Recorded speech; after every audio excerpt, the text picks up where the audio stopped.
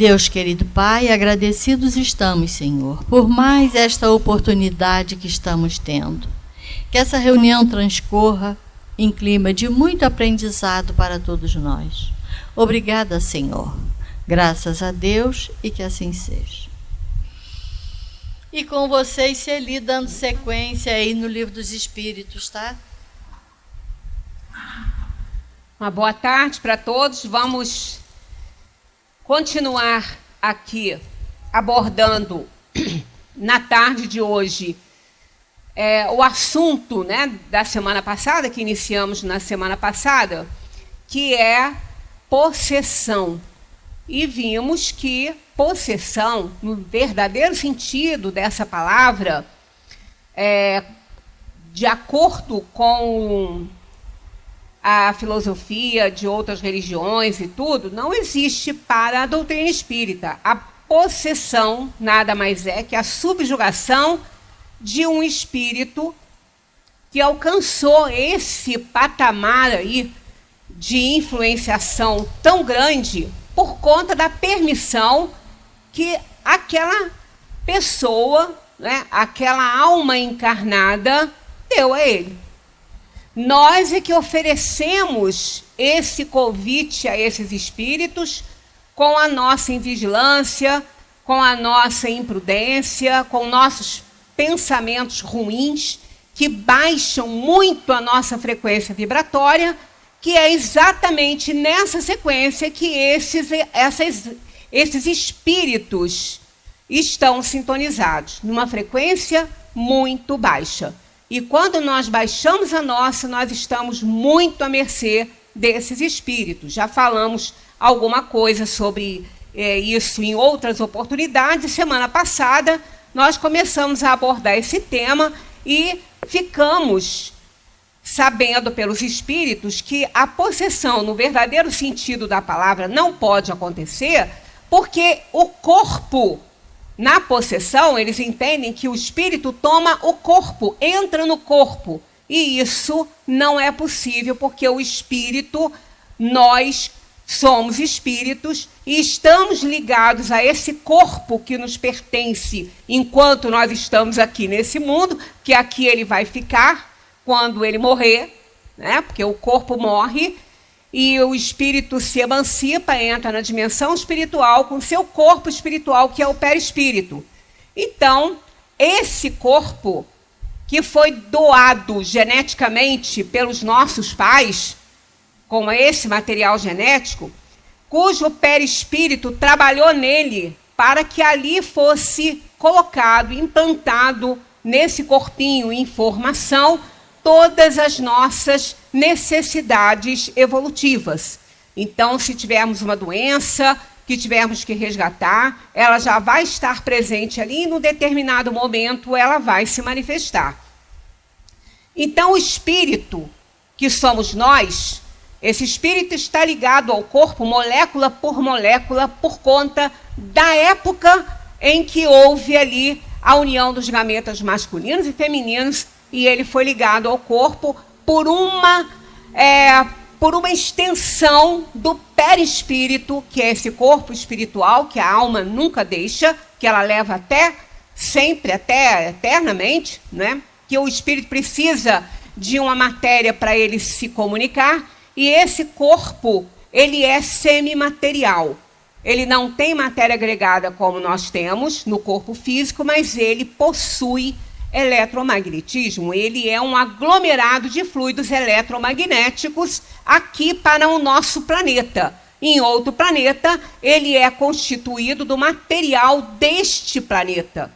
Então, o espírito que vai reencarnar num planeta diferente desse, com a organização física do planeta diferente dessa, ele não terá um perispírito com esse material que nós temos aqui. Ele construirá o seu perispírito do material do planeta que ele vai encarnar. Então, isso quando ele mudar de orbe, né? Não quer dizer que ele... então ele evoluiu. Não, pode ser que ele nem esteja evoluído ainda, mas que ele vai habitar um planeta que tem uma constituição muito diferente dessa, ele não pode usar o perispírito que ele usa aqui, porque esse pertence ao planeta Terra. é feito do material, dos fluidos do planeta Terra.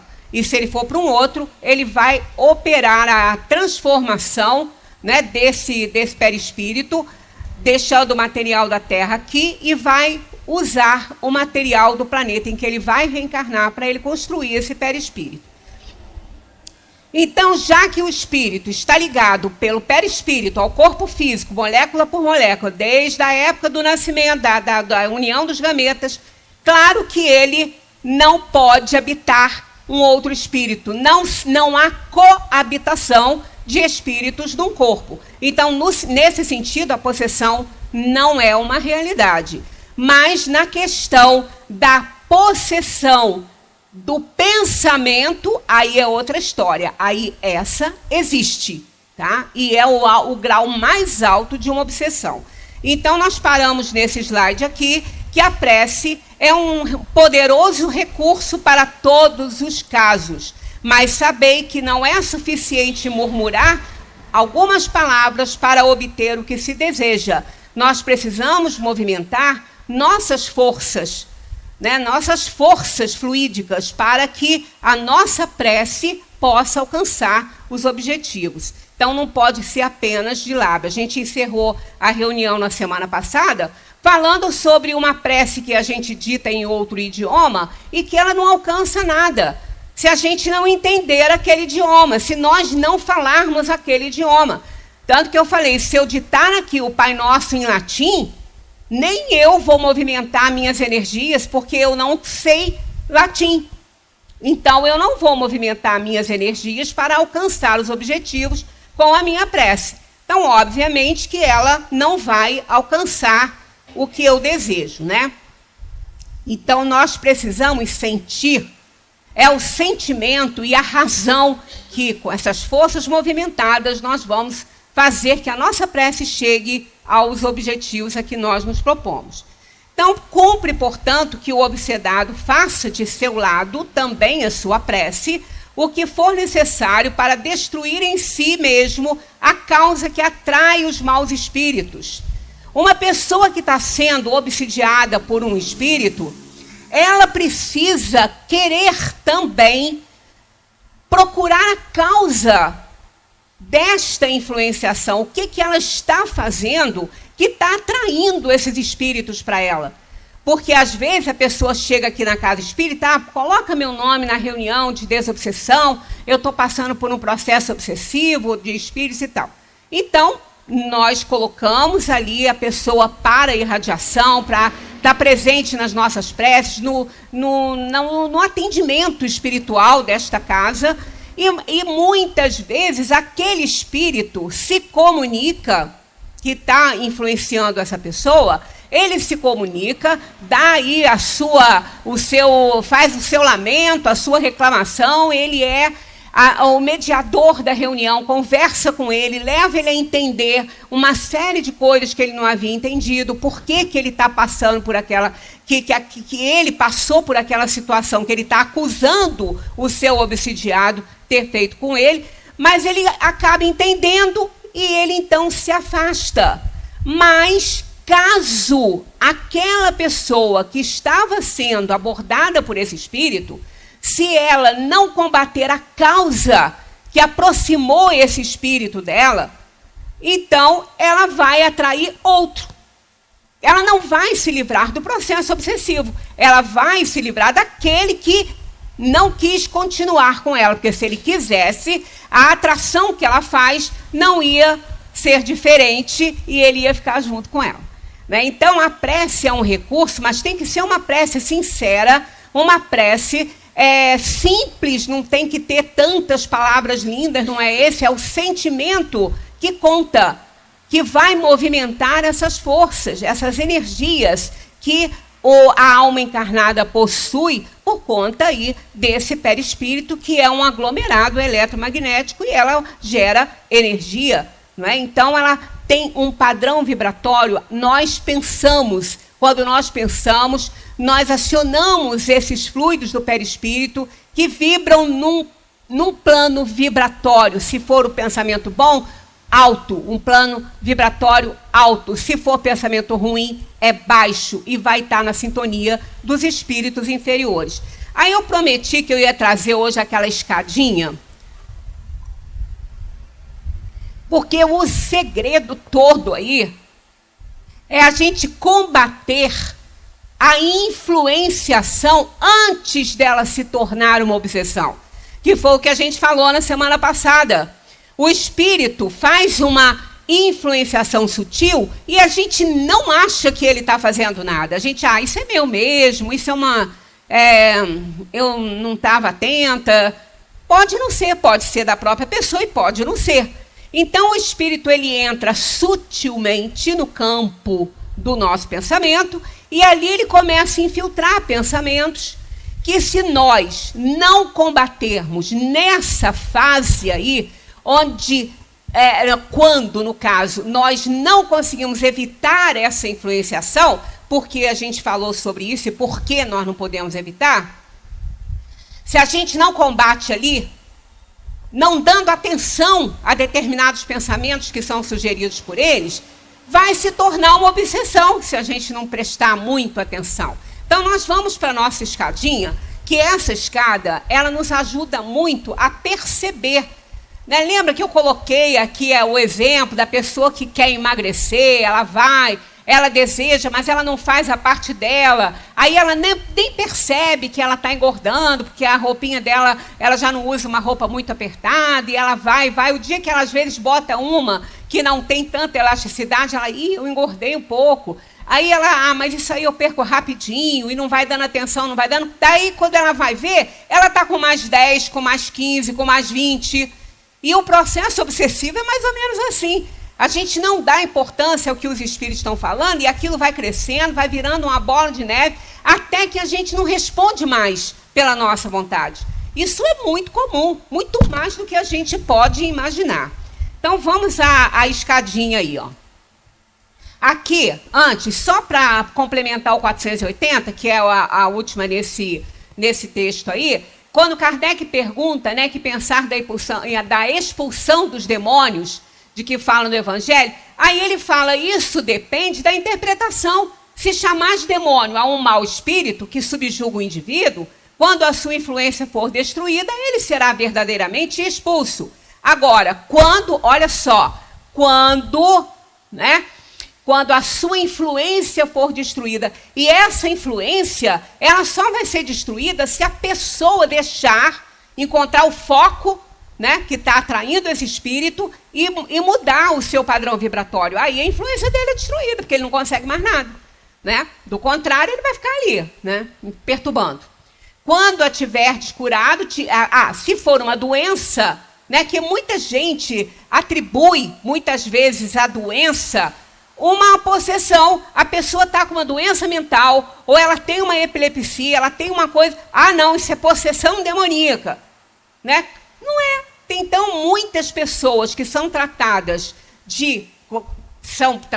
não, porque isso não é um tratamento, né? Mas que são vistas como possessas, ela tem uma epilepsia, ela tem uma esquizofrenia, alguma coisa assim. Então, quando se encontra a razão, trata-se a doença e aí aquilo ali some, né? Não vai acontecer mais. Uma coisa pode ser verdadeira ou falsa segundo o sentido que se der às palavras. As maiores verdades podem parecer absurdas quando não se olha senão para a forma e quando se toma a alegoria pela realidade. Compreendei bem isto e procurai retê-lo, que é o de aplicação geral.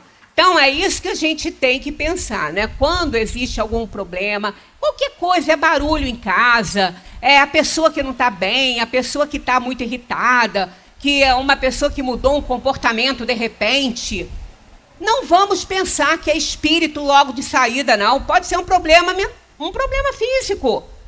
Né? A tireoide, por exemplo, é uma glândula que, quando ela tá desorganizada, né? Quando a gente está com TSH aí, que não está muito bom, a pessoa fica num estado de irritabilidade que quer matar o outro.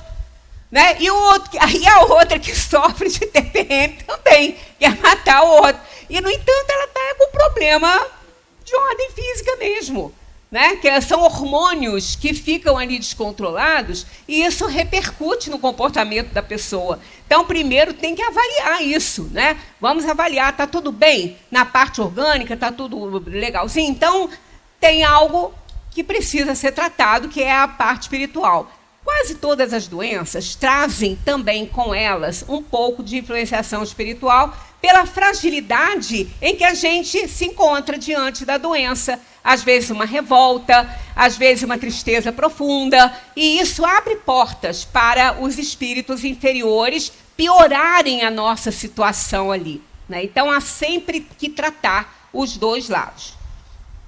Bem, então vamos para os degraus da obsessão. Eu não criei esse gráfico, ele foi retirado uma vez de uma revista que acho que nem tem mais, Reformador, e não me lembro de quem é o gráfico, né? Mas eu achei muito interessante, acrescentei uma coisinha ou outra que eu entendi ser importante, mas ele não foi criado por mim. Mas ele é muito interessante, porque é exatamente assim que acontece. Olha, acontece... As obsessões começam por uma contrariedade, muitas vezes. Cada estágio, cada degrau desse aqui, se nós não pararmos ali, a obsessão vai acontecendo. Porque a obsessão é a influência de um espírito sobre o outro, normalmente ruim, né? Comumente ruim. O espírito nos obsidia, e não é muito bom, porque um espírito bom não faz esse trabalho, ele não se presta a esse tipo de coisa, né? Então, quando a gente se contraria, a gente tem que ter muito cuidado para não deixar aquela contrariedade crescer.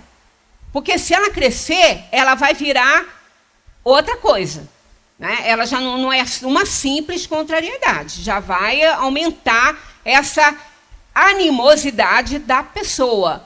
E quem não se contraria nesta vida? Todos nós nos contrariamos, né? Todos nós. Basta uma pessoa ir contra o nosso pensamento, ou fazer algo que a gente não gosta, dentro do nosso lar, que é onde a gente mais, né, convive ali, sem a máscara, né? Sem a persona ali, né? Porque a gente tem mais liberdade, tem mais intimidade, não tem verniz social, então ali dentro, principalmente, acontecem muitas contrariedades, e as famílias não são compostas de espíritos amigos o tempo todo. Uma família é composta de amigos e inimigos, afetos e desafetos, e às vezes grandes desafetos, que a gente passa a encarnação toda sem conseguir amar aquela pessoa.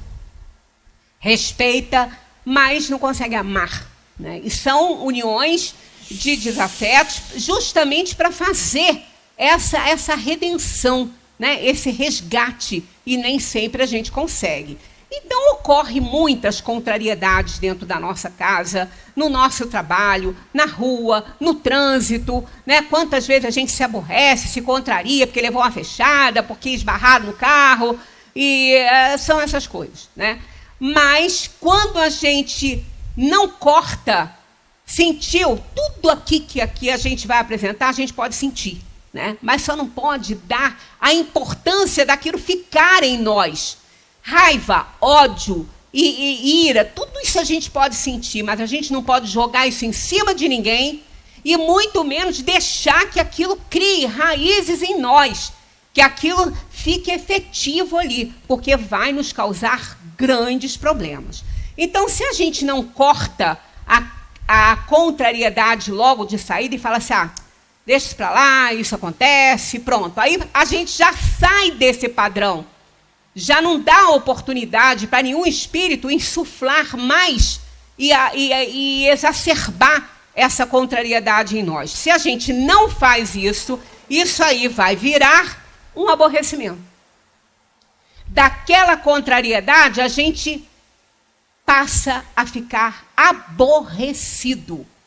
E uma pessoa aborrecida trata mal os outros, ela começa a abrir porta mesmo para os espíritos inferiores. São coisas que eles querem, que eles gostam de fazer, né? Nos tirar do equilíbrio. Nos tirar do equilíbrio para que eles possam ter acesso à nossa mente, né? Aos nossos pensamentos que estão impressos ali na nossa mente. A alma pensa e ela imprime esses pensamentos na matéria mental, porque a mente é física. São fluidos físicos, a mente pertence ao corpo.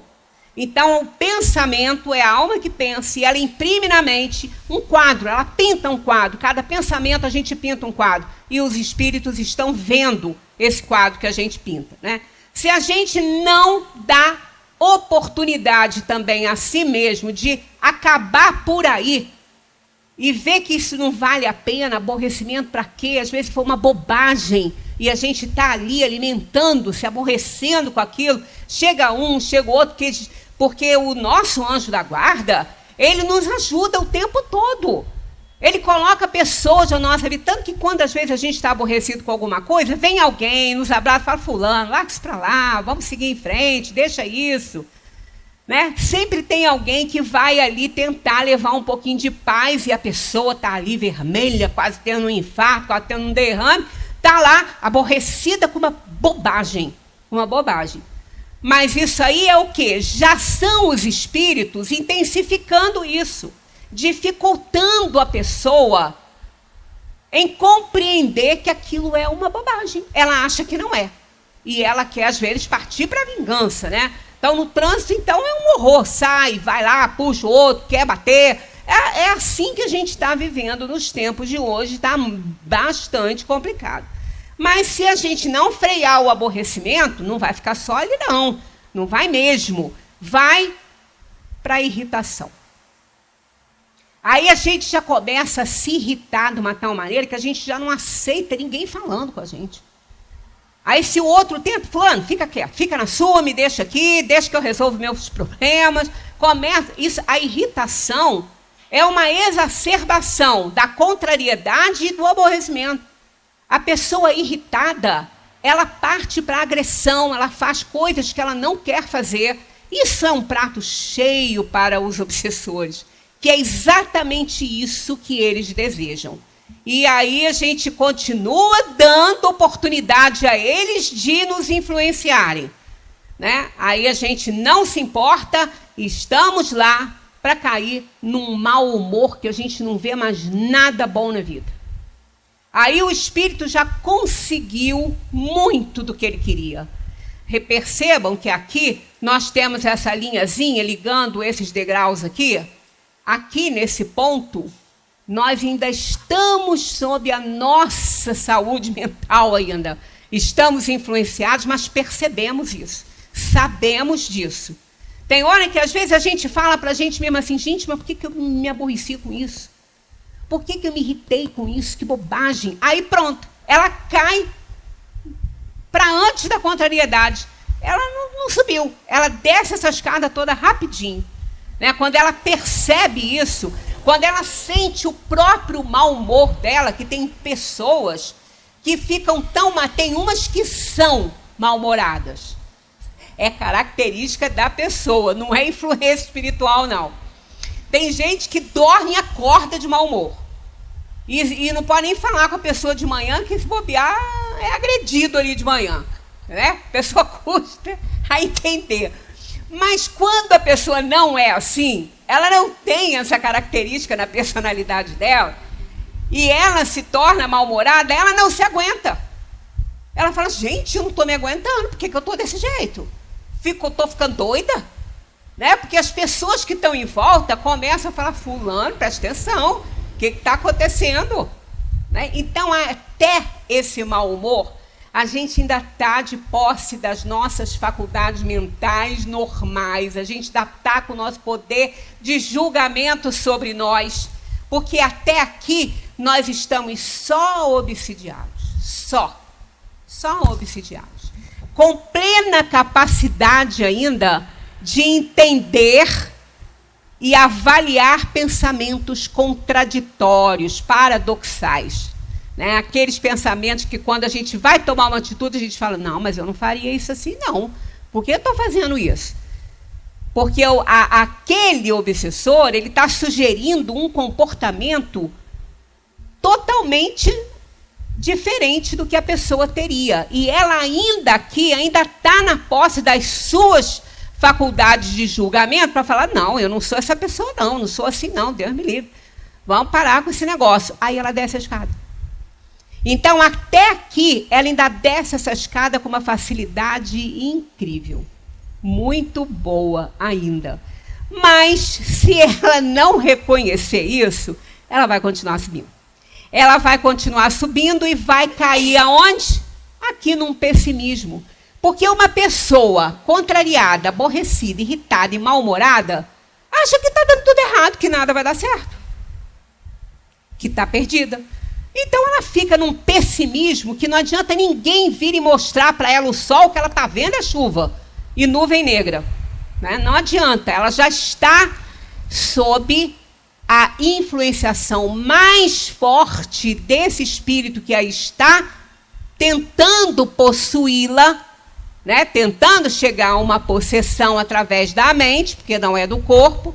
Então, quando ela não luta contra isso, ela ainda tem condições para isso, ela ainda tem. Mas o que ocorre? Nesse degrau aqui, ela já começa a acreditar em tudo que o espírito está insuflando em seus pensamentos. Ela começa a acreditar nele, naquelas coisas todas.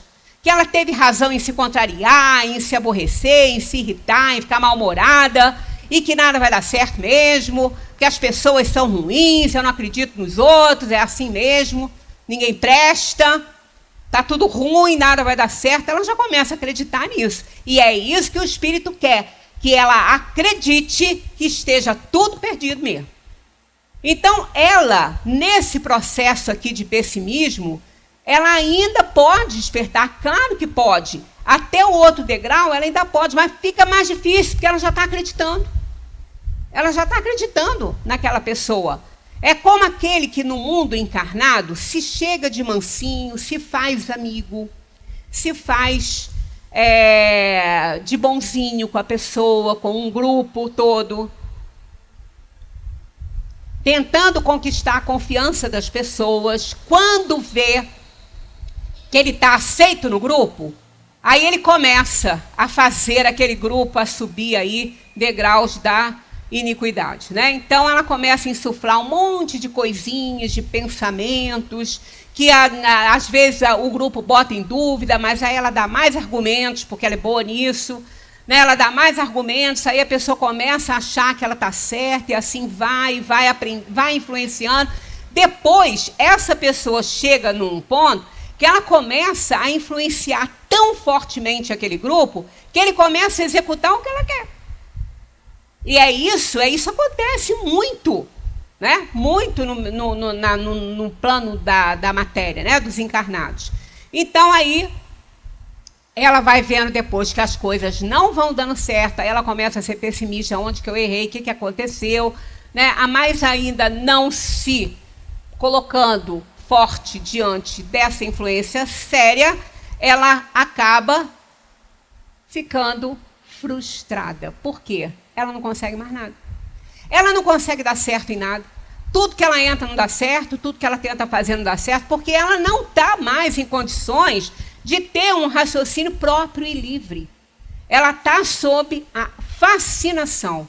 Nessa fase aí, o espírito está fascinado pelo que o espírito, a alma encarnada está fascinada pelo que o espírito está insuflando em seus pensamentos. E ele está quase conseguindo a possessão. Quase.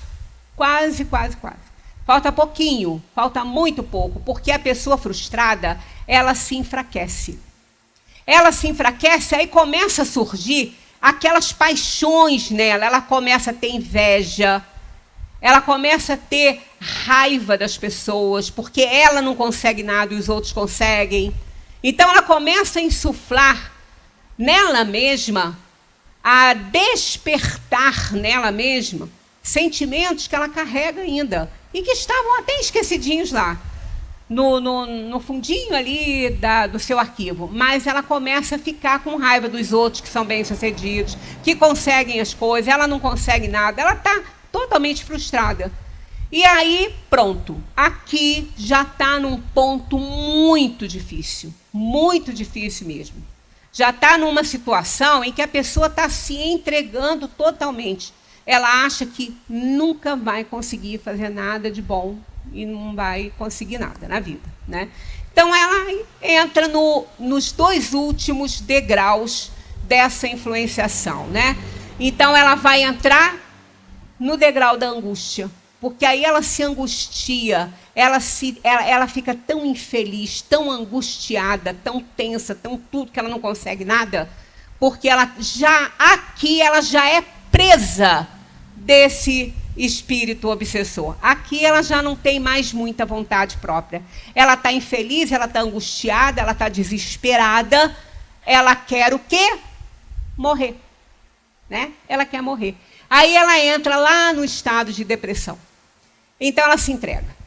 E ali ela vê que ela não consegue nada, que ela não consegue fazer nada, que todo mundo faz, ela não consegue, ela quer morrer. A depressão, ela é caracterizada pelo desejo da morte. Quando uma pessoa chega no consultório, eu escutei isso não foi de vários psiquiatras, e eles analisando aquela situação da pessoa que está entregue, ela já não quer mais fazer hábitos de higiene, ela não quer mais visita, ela não quer mais conversa, ela não quer mais nada. Aqui o espírito já a possuiu. Já é aquilo que vulgarmente se chama de possessão, mas não é, porque ele não entrou no corpo dela. Não entrou. Ele não pode, porque esse corpo pertence à alma encarnada. Mas ele se apoderou dos seus pensamentos. Através da sua fraqueza, ela não pensa mais. Ela já está entregue. Ela não pensa, ela não reage. E ele, então, faz o que ele quer com ela. Muitas vezes, o deprimido de verdade, ele se suicida por indução do espírito que está ali exercendo uma certa vingança sobre ele. Mas veja bem, a gente, nesse ponto, fala assim, mas por que Deus permite isso? Ora, não foi Deus que permitiu isso, não. Foi a própria alma encarnada, que desde o seu estado de contrariedade não reagiu a uma investida. E ela tem inteligência suficiente, capacidade suficiente para se livrar. Porque como no livro dos Espíritos está lá o mal, existe, os arrastamentos ao mal são reais, mas não são irresistíveis. A alma é sempre livre de resistir a um convite no qual ela não quer participar. Tá? Ela não quer. Então, ela é sempre livre para resistir, mas ela não resiste. Então, chega nesse estágio maior. Só vou fazer uma observação bem importante aqui. Nem todo deprimido subiu essa escada aí, tá? Não é toda depressão que é resultado de uma obsessão, não. Existem depressões de várias origens, até de fator genético. Tá? Então, isto aqui, a subida dessa escada, causa a depressão. Uma depressão. Mas não é todo mundo que tem depressão que passou por esse processo, não. Às vezes é uma pessoa que realmente não teve problema nenhum, não subiu degrau nenhum, mas de repente ela foi acometida, que isso é comum acontecer, né? Nessa médica, quando eu estava ouvindo essas observações dela, ela falou, chega gente no meu consultório, ela falou, que entra lá, que não consegue nem falar, está sendo levada por um parente, porque a pessoa só quer morrer, a pessoa não quer tomar um banho, ela não quer comer, ela está totalmente deprimida. E isso, coisa assim, de dias ali, rápido ali, sabe? Então, não é essa escada aqui, porque isso aqui é um processo, Isso aqui não é uma coisa que acontece como acender e apagar uma luz. É um processo, o espírito é paciente. Ele é imortal, ele sabe disso, ele é inteligente, ele não vai dar uma investida tão séria assim, tá? Ele vai devagarinho, porque ele sabe que ele vai conseguir, a pessoa é frágil. É uma pessoa frágil e ele tem condição de conseguir isso, e ele às vezes consegue. Agora, tem outras pessoas que realmente, né, não passaram por esse processo aí, mas entraram numa depressão por causas variadas. Então, que fique bem claro, para não parecer que aqui a gente está falando que toda pessoa com depressão subiu essa escada. Não é verdade isso. A subida dessa escada sempre vai levar à depressão. Porque a pessoa vai fazendo essa escalada e ela chega num ponto que ela não é mais dona dela. Ela não tem vontade mais de fazer nada, porque ela está subjugada.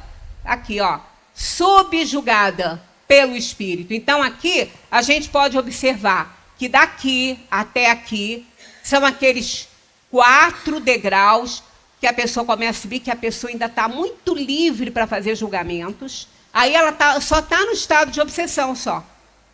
Mas se ela não faz um julgamento justo para ela vai dando importância ao que estão falando, né, para ela. Então ela entra nesses 2 aqui, ó, no pessimismo e na frustração, porque aqui ela está fascinada.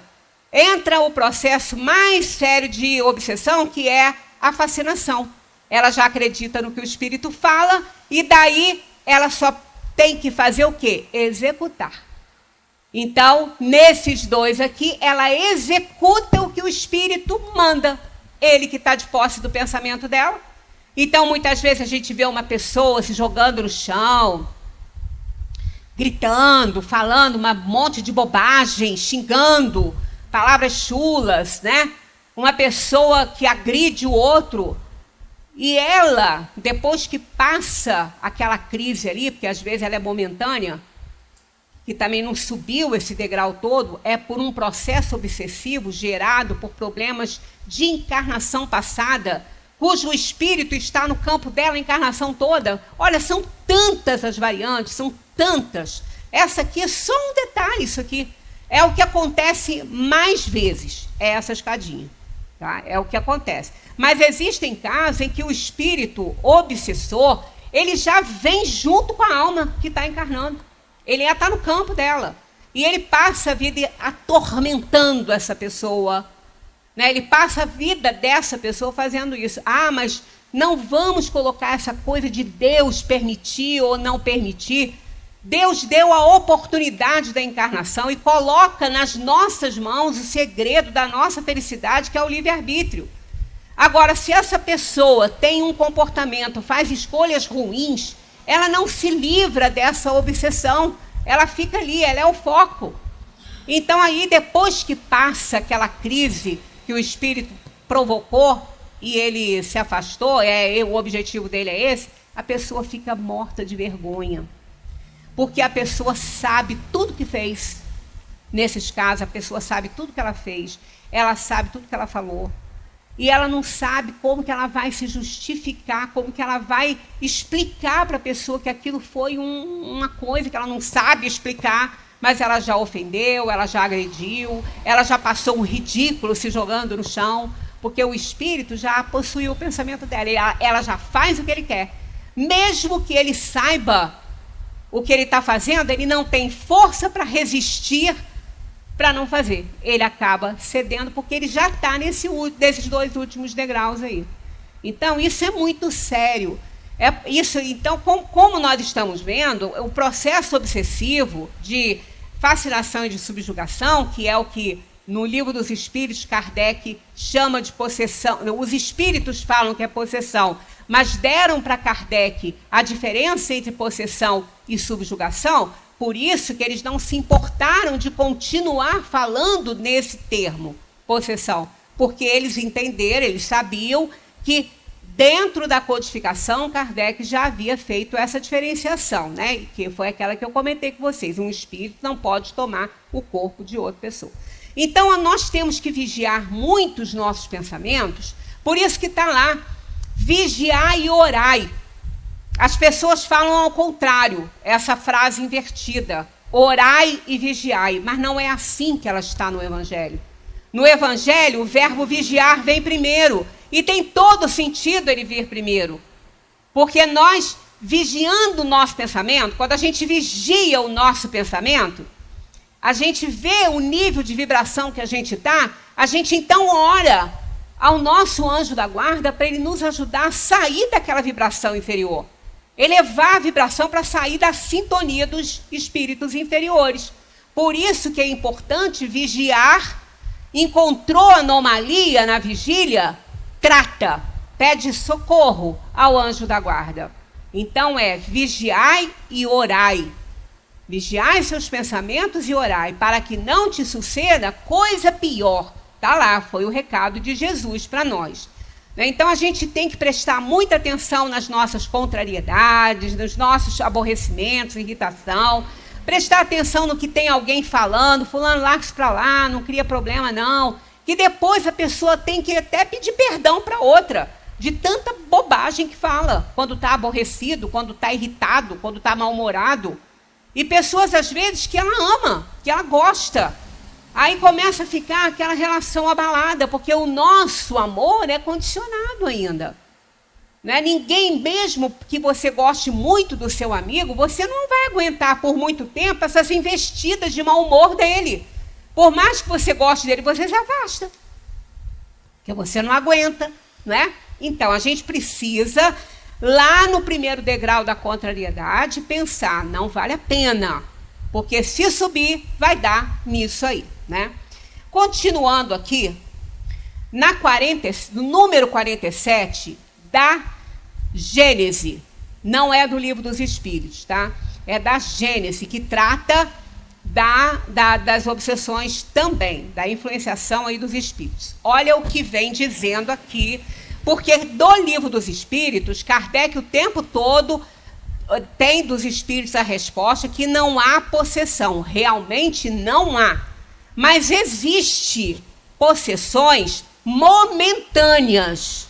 Por isso que quando eu falei com vocês, eu vou voltar lá naquele iniciozinho, quando a gente começou nossa conversa aqui, na 473, na semana passada, a pergunta é essa: pode um espírito momentaneamente revestir-se do invólucro de uma pessoa viva, quer dizer, introduzir-se num corpo animado e agir em substituição ao espírito que nele se encontra encarnado? Eles dizem, o espírito não entra no corpo como entras numa casa. Então, vamos entender bem isso, porque ele falou, não tem possessão dessa maneira. Mas a possessão do corpo, ela existe aqui, momentaneamente. Ele não entra no corpo, mas ele se apodera de algo no corpo quando o próprio espírito encarnado empresta para um bom espírito, ou quando ele já está na fase de subjugação, que ele já não tem mais nenhum poder sobre seu próprio pensamento. Então, vamos caminhar para lá, para a gente ver isso aqui. Na obsessão, está lá na Gênesis, número 47, o capítulo... É 14, eu botei... Não, é 14, é capítulo 14. Depois eu vou confirmar, mas é 14, esse capítulo aqui está errado. Então, olha só. Na obsessão, o espírito age exteriormente com a ajuda de seu perispírito, que ele identifica com o do encarnado. São aqueles primeiros degraus. Né? Ele identifica como encarnado, ele age de fora para dentro. Este último se encontra enlaçado como em uma teia e constrangido a agir contra a sua vontade. São aqueles quadros que dá até a fascinação. Ele se sente constrangido, age contra a vontade dele. Na possessão, que é lá na subjugação, que é aqueles dois últimos, na possessão, no lugar de agir exteriormente, o espírito livre se substitui, por assim dizer, ao encarnado. Ele escolhe como domicílio o corpo deste, sem que, no entanto, preste atenção nisso aqui, para não falar, está contradizendo. Não, não está. Sem que, no entanto, este o deixe definitivamente, o que pode ocorrer apenas na morte. Só na morte que o espírito deixa o corpo. Ele não pode deixar o corpo para haver uma possessão, né?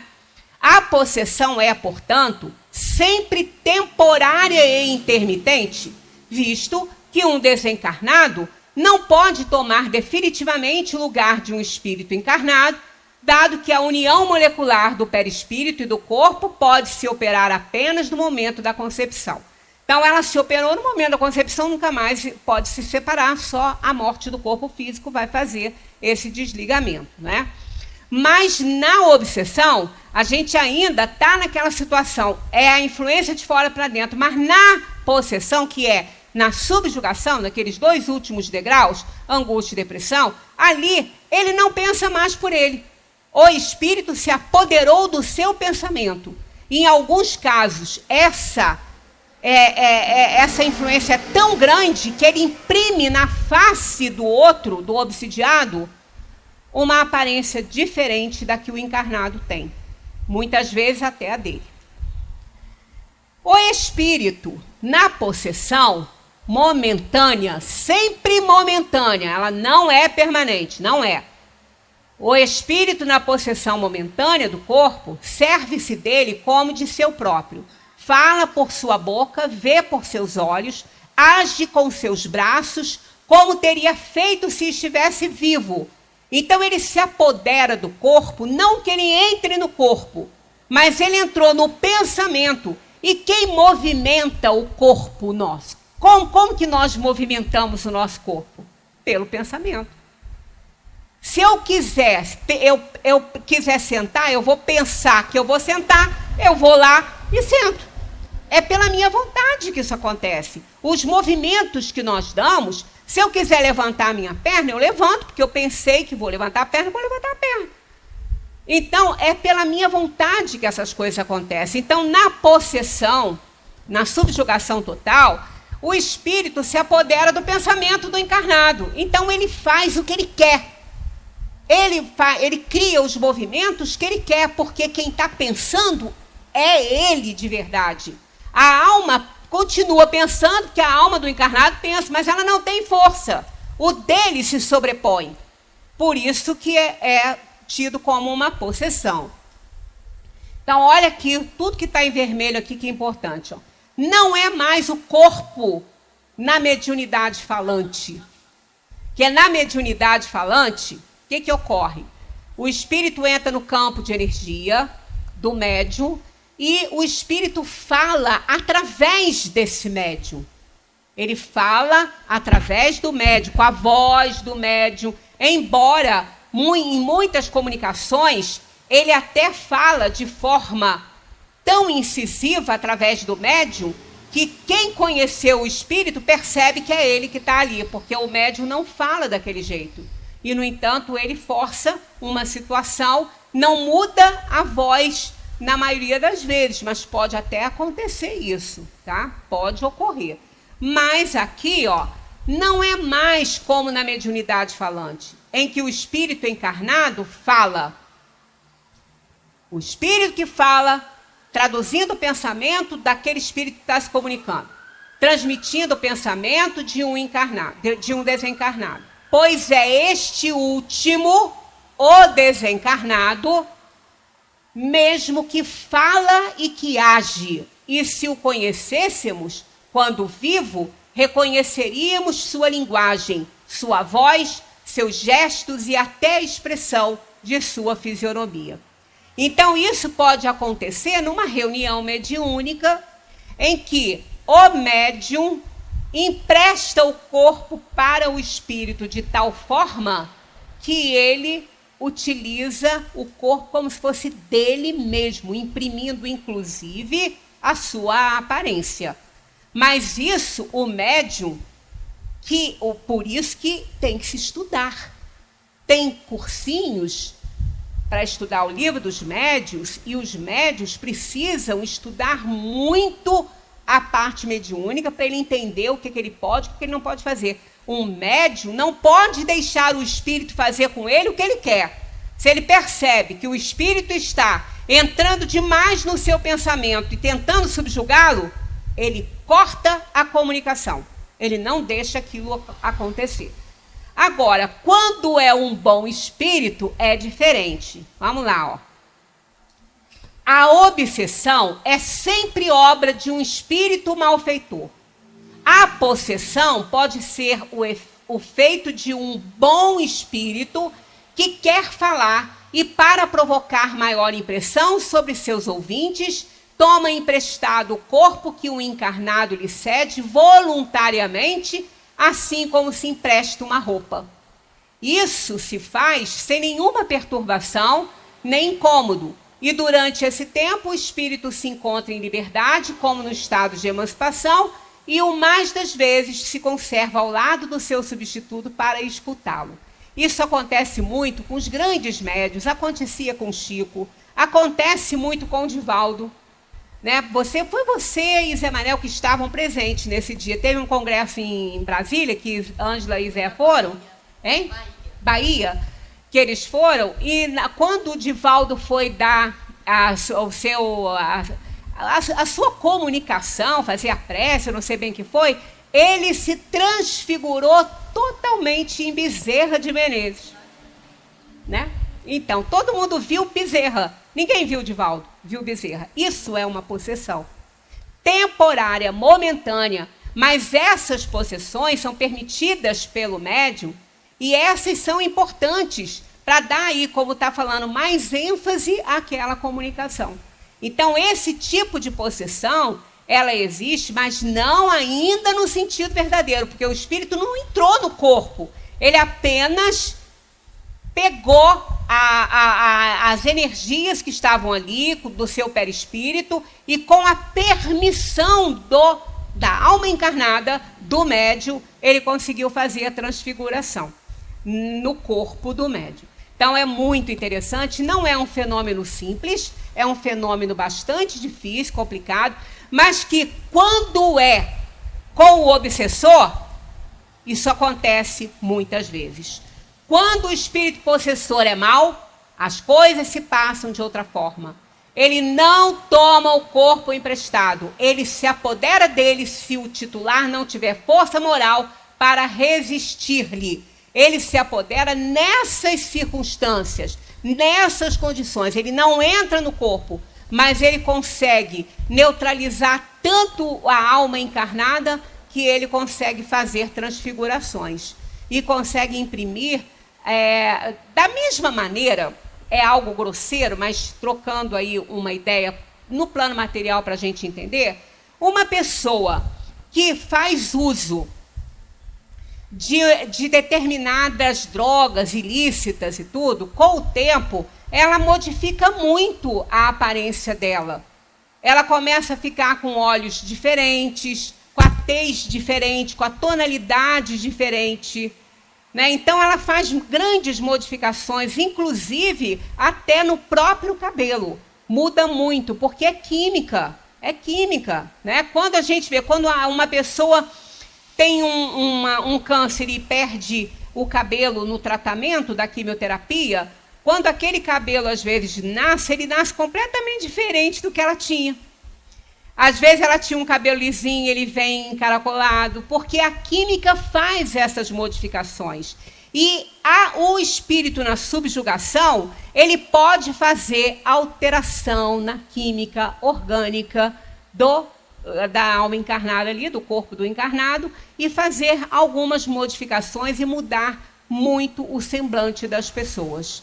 Né? Na história tem algumas pessoas que, segundo a igreja, foram possuídas pelo demônio, então tem fotos de antes e depois, completamente diferente a pessoa. Né? Porque isso pode acontecer sim, dependendo do tempo, da investida mais ou menos séria do espírito sobre o encarnado, ele muda a química orgânica e ele faz transformações no corpo da pessoa. Né? Então, ele o faz por maldade contra aquele a quem tortura, martiriza de todas as maneiras, até querer fazê-lo perecer, seja por estrangulamento, seja empurrando-o no fogo ou em outros lugares perigosos. Ao servir-se dos membros e dos órgãos do infeliz paciente, ele blasfema, injúria e maltrata os que o rodeiam. Entrega-se a excentricidades e a atos que têm todos os caracteres da loucura furiosa. Pode chegar a esse ponto. Tá? Chega a esse ponto. E isso tem relatos variados, não só dentro da literatura espírita, como sendo fato a subjugação de um espírito desencarnado sobre uma alma encarnada, como também na história das religiões, com aquilo que eles chamam de possessão, que nesse grau, eles acreditam realmente que tomou totalmente o corpo. O espiritismo diz que não toma o corpo, mas pode tomar o pensamento, que é o grande mal, porque é a alma que pensa, e o pensamento é que alicerça as realizações no plano físico, né? Então, a gente tem que parar por aqui, porque já estamos ali avançados, e aí a palestra vai cortada para o rádio, né? Mas, em suma, é isso, em resumo, é isso. Vamos prestar atenção no primeiro degrau. Toda vez que nos contrariarmos, vamos pensar nessa escadinha. E vamos falar que não vale a pena subir. Não vale a pena subir, porque a gente não sabe até onde a gente vai com a nossa força. Às vezes a gente não vai ter força suficiente e cai lá em cima na depressão. Muita paz para todos, que Jesus continue nos abençoando. E vamos pedir ao anjo da guarda força e coragem para enfrentar as adversidades. Porque é nas adversidades que a gente se mostra como é e abre portas, muitas vezes, para a inferioridade entrar. Muita paz para todos.